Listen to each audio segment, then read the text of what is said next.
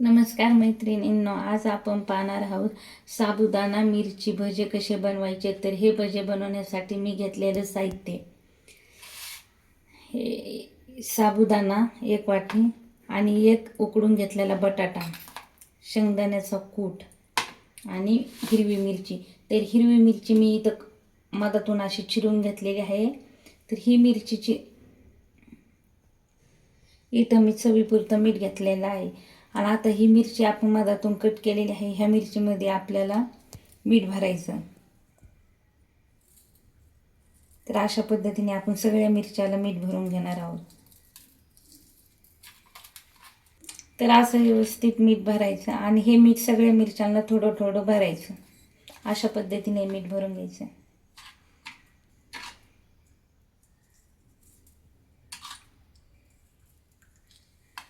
आणि ह्या मिरच्या आपल्या दररोजच्या वापरण्यातल्याच आहेत.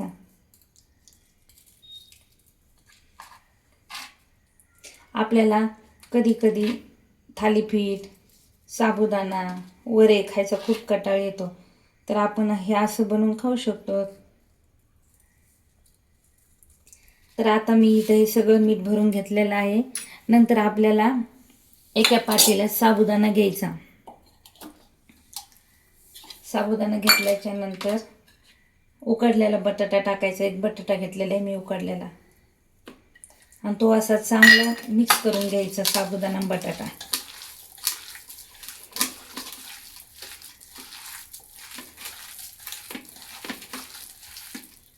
मिक्स झाला की चवीपुरतं मीठ घ्यायचं. आणि मीठ थोडंच टाकायचं, कारण की आपण मिरच्यात मीठ टाकलेलं आहे. आणि इथं शेंगदाण्याचा कुट्टा. हे सगळं असं मिक्स करून घ्यायचं छान.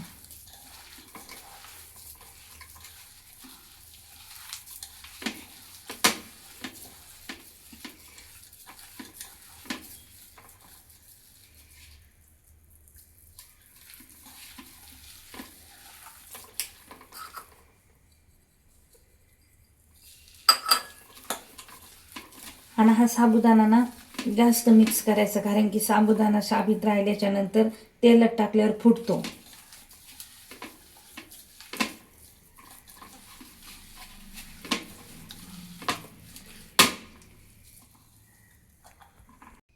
तर आपल्याला इथं थोडंसं मिरची पावडर टाकायचं लाल. तुम्ही इथे जिरेसुद्धा वापरू शकतात, कोथिंबीरसुद्धा टाकू शकतात, कारण की आमच्याकडे कोथिंबीर जिरे खात नसल्यामुळं मी इथं टाकलेलं नाही. आता आपण इथं मिरच्या बनवून घेऊ. तर मिरच्या बनवण्यासाठी सर्वात पहिला हाताला तेल लावून घ्यायचे, जेणेकरून ते साबुदाणा चिटकू नये, चिकट असल्यामुळं. इथं मी मिरची घेतली आणि अशा पद्धतीने आपल्याला बनवायचं. अशी चिपट्टी करून घ्यायची पहिली हातावर,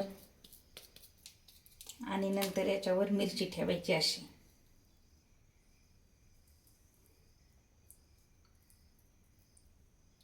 आणि असं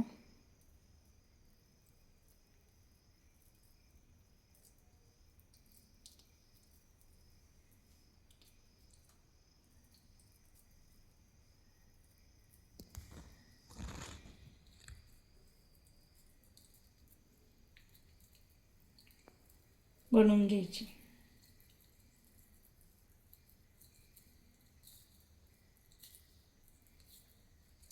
अशा पद्धतीने आपल्याला सगळ्या मिरच्या बनवून घ्यायच्या.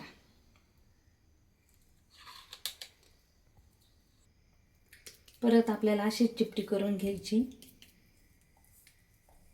आणि साबुदाणा चिकट असल्यामुळे जास्त हाताला चिटकते, त्याच्यामुळे आपण तेलाचा वापर करायचा हाताला.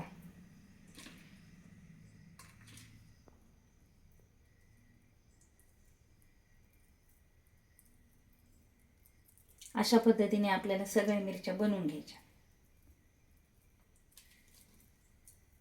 आणि खूप सोपं आहे ते पण. साबुदाणा चिटकतोय म्हणून आपल्याला थोडंसं किचकट वाटतंय.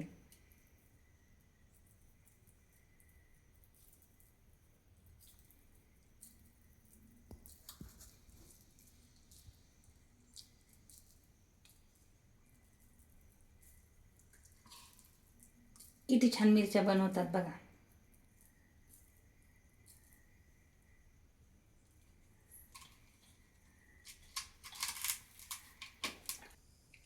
आता आपल्या इथं सर्व मिरच्या तयार आहेत साबुदाणा लावून. आता मी इथं कढई ठेवलेली तापायला अगोदरच, आणि तेलही छान तापलेलं आहे. आता आपण याच्यात एक एक मिरची सोडून देऊ. अशा पद्धतीने मिरची सोडून द्यायची.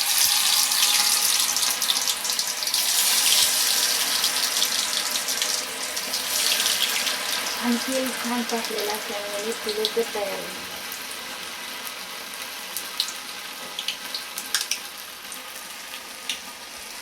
आणि मस्त अशी मिरची तयार, अशी खरपूस खरपूस होऊन द्यायची. हे बघा किती छान मिरची तयार होती.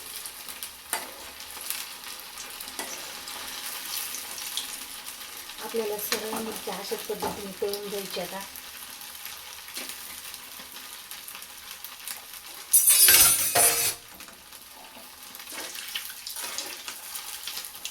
वरून कुरकुरीत आणि मधून एकदम मऊसूत मिरची असते. बघा किती छान कलर आलाय मिरचीला. आणि खायला एकदम कुरकुरीत लागतात.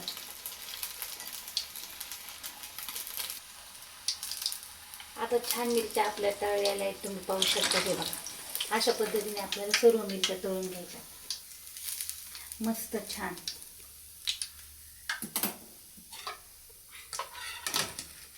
आता या सर्व मिरच्या आपल्याला अशाच तळायच्या.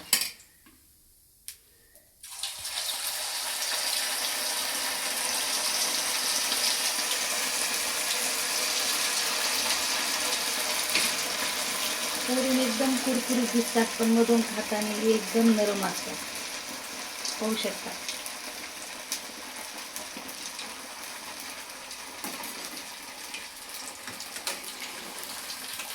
मस्त छान वास यायला.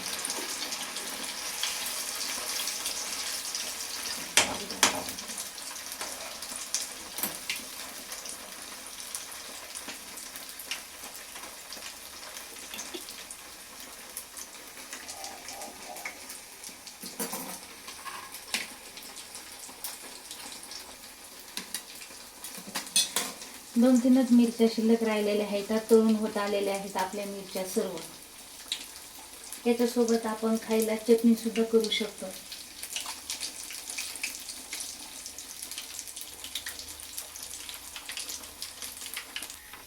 आता आपल्या इथं शेवटचा घाणा तळणं चालू आहे. आता आपल्या इथं सर्व मिरच्या तळून झालेल्या आहेत. आता इथं आपल्या सर्व मिरच्या तळून तयार झालेल्या आहेत.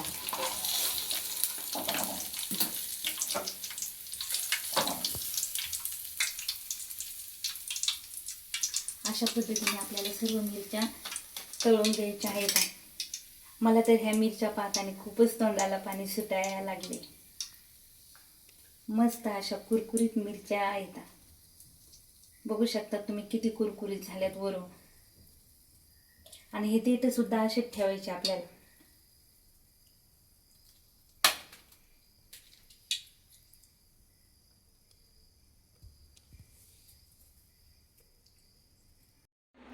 तर मैत्रिणींनो, आपल्या इथं सर्व मिरच्या तळून तयार आहेत. छान आणि चविष्ट